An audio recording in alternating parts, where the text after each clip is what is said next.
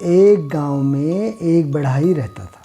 वह शरीर और दिमाग से बहुत मजबूत। एक दिन उसे पास के गांव से एक अमीर आदमी ने फर्नीचर बनवाने के लिए अपने घर बुलवाया। जब वहाँ का काम खत्म हुआ तो लौटते वक्त शाम हो गई।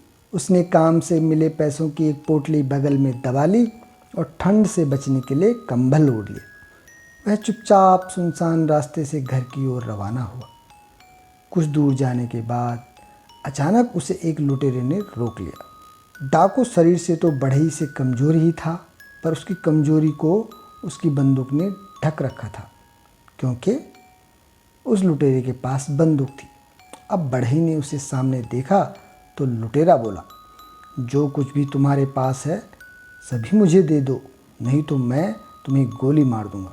यह सुनकर बढ़ई ने पोटली उस लुटेरे को थमा दी और बोला, ठीक है, यह रुपए तुम रख लो, मगर मैं घर पहुंचकर अपनी बीवी को क्या कहूँगा? वो तो यही समझेगी कि मैंने पैसे जुए और शराब में उड़ा दिए। तुम एक काम करो, अपने बंदूक की गोली से मेरी टोपी में एक छेद कर दो, ताकि मेरी बीवी को लूट का यकीन हो जाए। लुटेरे ने बड़ी शान से बंदूक से गोली चलाकर टोपी में छेद कर दिया।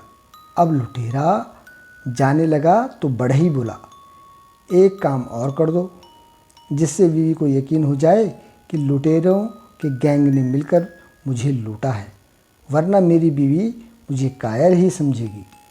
तुम इस कंबल में भी 4-5 छेद कर दो। लुटेरे ने खुशी खुशी कंबल में कई गोलियां चलाकर छेद कर दिए। इसके बाद बढ़ई ने अपना कोट भी निकाल दिया और बोला, इसमें भी 1-2 छेद कर दो, ताकि सभी गांव वालों को यकीन हो जाए कि मैंने बहुत संघर्ष किया है। इस बार लुटेरा बोला, बस कर, अब इस बंदूक में गोलियां भी खत्म हो गई हैं। यह सुनते ही बढ़ई आगे बढ़ा और लुटेरे को दबोच लिया और बोला, मैं भी तो यही चाहता था।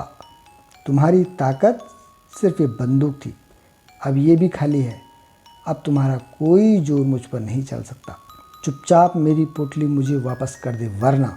यह सुनते ही लुटेरे की सिट्टी पिट्टी गुम हो गई और उसने तुरंत ही पोटली बढ़ई को वापस कर दी और अपनी जान बचाकर वहाँ से भागा।